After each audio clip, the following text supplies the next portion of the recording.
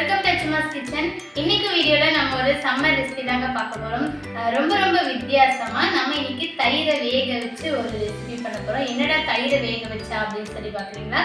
ரொம்ப ஈஸியா பண்ணிடலாம். ரொம்ப ரிஸ்க் கிடையாது. ரொம்ப கம்மியான இன்கிரிடியன்ஸ் வச்சு தான். இப்போ அது என்ன, அதை எப்படி பண்றது வீடியோக்குள்ள போய் பார்க்கலாம்.